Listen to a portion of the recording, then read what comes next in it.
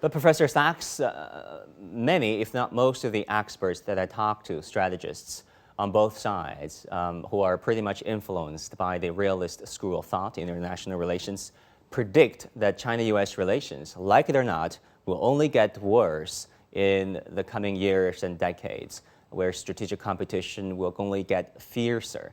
Do you share that pessimism? I don't. What's called realism is a kind of cynicism. It says, assume the worst about the other side and then act on your assumptions that the worst is true. That's what realism is in foreign policy thinking. This is the wrong way to proceed. We need to start from a different point of view. The planet is very small, it's crowded, it's actually quite dangerous right now for many, many reasons, whether it's war or disease or climate change, and we have so many common interests.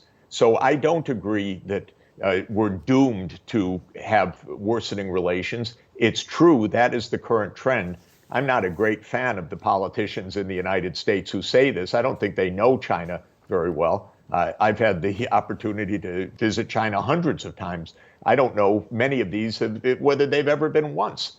So I think if we have much more dialogue, then this so-called realism will become a different kind of realism, a realism of our mutual stakes in cooperation, because that's the deeper truth in my view. There are two guiding principles in the past century, let's say, about international relations. One is liberalism and the other being realism.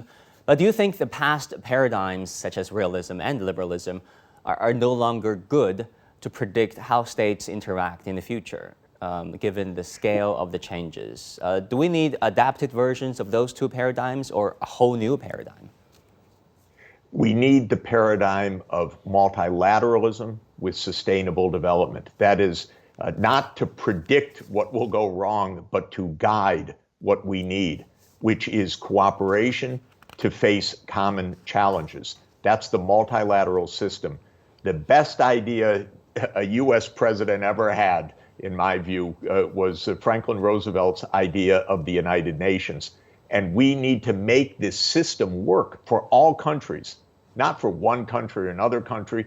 I don't like alliances. I don't like blocs. We're together. We're on this planet together. It's a small planet and it's very fragile right now. So multilateral, sustainable development should be our guidepost for the 21st century.